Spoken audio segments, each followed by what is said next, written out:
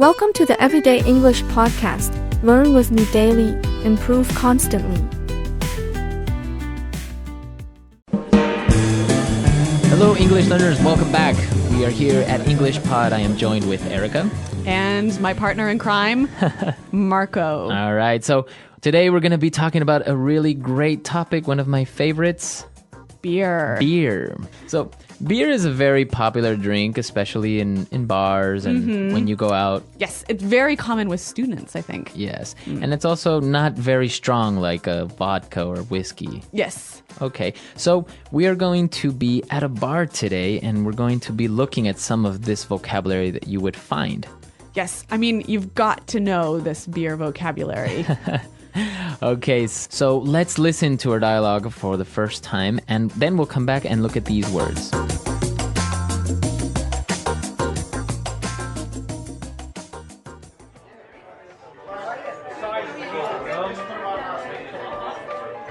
Hey man, what do you have on tap? Heineken and Budweiser. We have a 2-for-1 happy hour special. Cool. Give me a pint of Heineken and half a pint of Bud. Okay. Pint of Heineken, half pint of Bud for table 6. What about some appetizers? Sure. Let's have some nachos and mozzarella sticks. Okay, that'll be $80. What?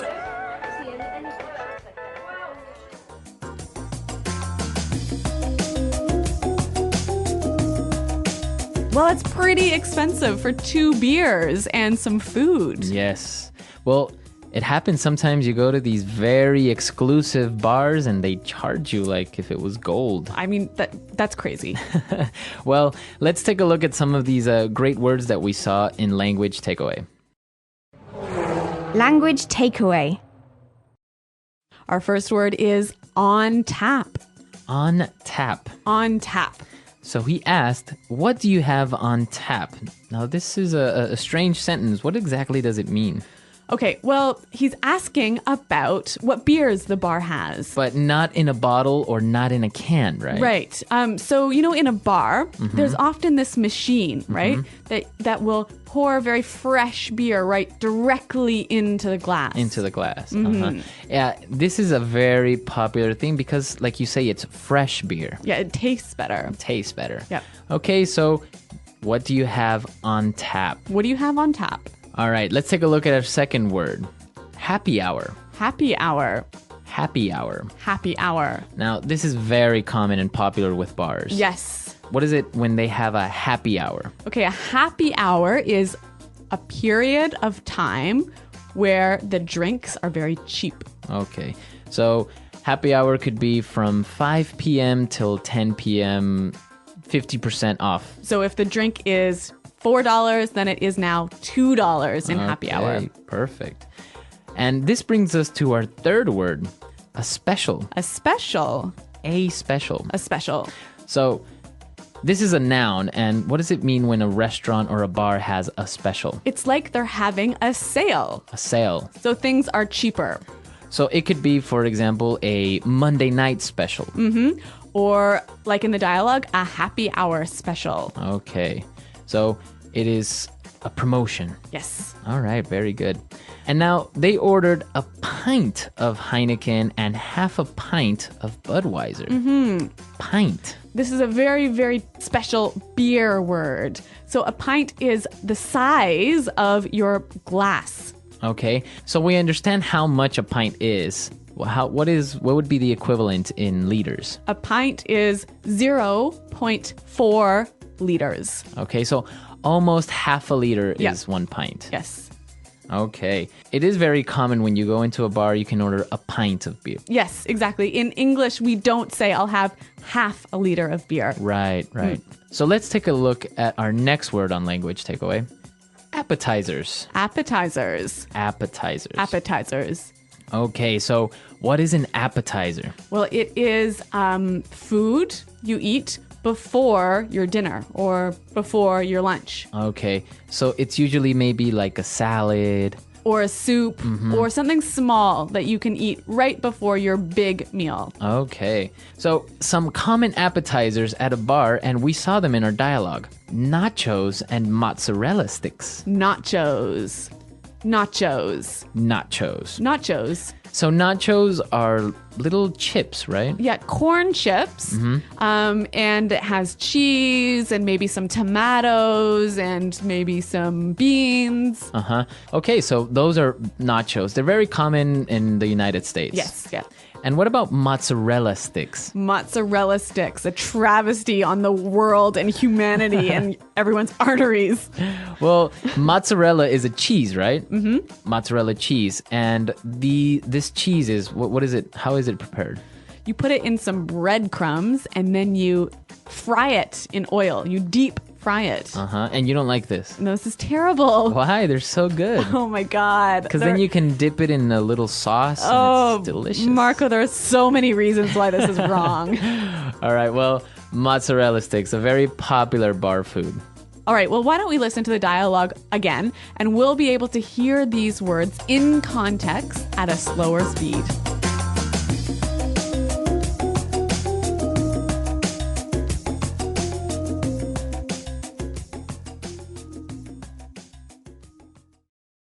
Hey man, what do you have on tap? Heineken and Budweiser. We have a 2-for-1 happy hour special. Cool. Give me a pint of Heineken and half a pint of Bud. Okay. Pint of Heineken, half pint of Bud for table 6. What about some appetizers? Sure. Let's have some nachos and mozzarella sticks. Okay, that'll be $80. What?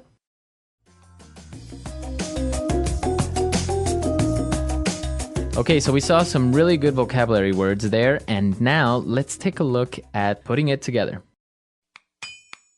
Putting it together. Well, in this lesson, we are going to look at one phrase that sometimes causes problems. So let's listen to this phrase that we're talking about. What about some appetizers? What about some appetizers? Okay, so this phrase, what about? Yeah, I often hear people use it to ask a question. So a common mistake is asking, what about your weekend? What about your new job? Now, this is incorrect, right? You cannot use the phrase what about to ask a question about information. So it cannot ask for information. Okay, because in our dialogue, the bartender said, and what about some appetizers? Right, because he is making a suggestion. Right, so he's saying, well, why don't you have some food? Yes, the phrase what about can be used to make a suggestion. Okay, so I can say, what about going to the movies? You know what? Let's hear a few more examples of this because I think it's really useful. Example 1. What about these dirty clothes? You said you would wash them days ago. Example 2. What about going to the mall instead? I'm tired of going to the movies. Example 3. What about a pizza instead of noodles?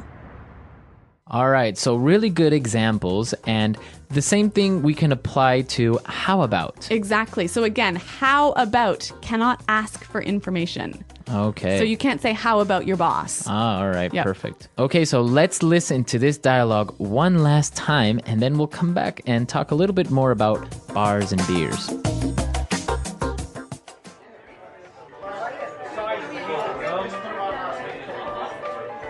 Hey man, what do you have on tap? Heineken and Budweiser. We have a 2-for-1 happy hour special. Cool. Give me a pint of Heineken and half a pint of Bud. Okay.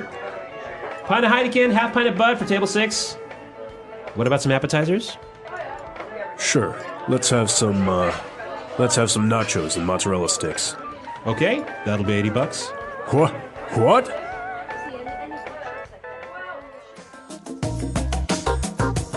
Well, Marco, I know you're a big fan of beer, and actually I think everyone here at Praxis is a big beer drinker. And this is the perfect opportunity to tell everyone about the world-renowned beer shake. Oh my God. Okay, Marco. All right, so everyone that listens to this recipe is a non-believer. They say that it is not possible for it to taste good. Okay. But here's the recipe. You take a liter of beer, or maybe half a liter, So a pint. a pint or a pint and a half, and you put it in the blender. Okay. All right. Now you take 2 eggs. Uh-huh. Okay, not cooked, not boiled, anything. You take 2 eggs and put them in the blender. It could be 1 or 2. Okay. And then you take about half a cup of sugar, put it in the blender, What? and you mix all that together and you get this really good, foamy, delicious beer shake. So a beer milkshake. Well, it has no milk, Okay. but it's actually really good. I've prepared it for some people. They're like, no, that's not possible. It can't taste good. And in the end, they're like, wow, this is actually pretty good. So did you invent this recipe? It's actually really common in Ecuador, in Peru. I've even seen it in Chile, usually with a dark beer, Okay. right? So like a Guinness or... it could be a Guinness or, yeah, if it's that, a dark beer is a little bit sweeter, Yep. so you wouldn't add so much sugar. But if you have another beer like a lager or a stout, you could still do it, but just add a little bit more sugar because that beer is a little bit more bitter. Okay. Well, I am not going to try this recipe, but maybe you guys are. You should try it out and let me know how it works. Yeah, you can tell us all about it on our website, englishpod.com. Yeah, and we're definitely there to answer all your questions, and I'll be posting the recipe as well on the website. All right. Well, we're out of time for today, but thanks for listening. And until next time, Bye. Bye.